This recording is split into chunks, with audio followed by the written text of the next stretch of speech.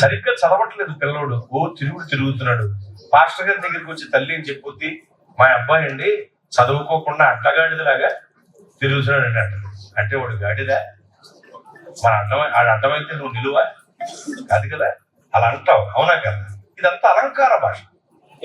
కొత్తగా వచ్చిన కోడలు అత్తగారి నెత్తి మీద దొంతాయింది అనుకోండి, ఆ అత్తగారు తన కుమారుడు చెప్పుద్ది కోడల కోసం, రే కొత్తగా వచ్చిన కోడలు పిల్ల అంటే నీ భార్య అనగా నా కోడలు, అత్తగారులని కూడా చూడకుండా చెట్టు అంత మనిషిని పట్టుకుని, ఎంత మనిషి అంటే భూమిలో పుట్టగారులాగా ఎంత ఉంటది, చెట్టు అంత మనిషిని పట్టుకుని ఎంత మాట పడితే అంత మాట అంటుంది అంటది. అంటే ఇప్పుడు చెట్ట కాదు, అలా పోల్చుకుంది. అది అలంకార భాష. మీకు ఎంత అవుతుంది ఇప్పుడు? ఇదంత అలంకార భాష. వీడు వెంటే ఉండి వెన్నుపోటు పొడిసే జిత్తుల మారి, అది చూసారు చెప్పేసారు మిగతాది మీరు నక్కండి అంటారు. అంటే నక్కకు పోల్చాం, అది అలంకార భాష.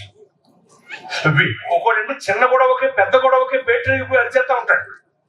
అలాంటివి చూసి ఏమంటావు, మీ నోట్లో నోరెంట్లో ఉంటే కుక్క నోట్లో కనపెట్టినా ఉంటాయి అంటాం.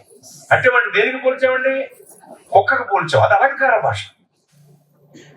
ఇలా మనం కూడా అలంకార భాష మాట్లాడతాం, కానీ మనం మాట్లాడే అలంకార భాష మనుషులను తిట్టేదిగా ఉంటుంది. బైబిల్లో ఉన్న అలంకార భాష పాఠాలు నేర్పేదిగా ఉంటుంది.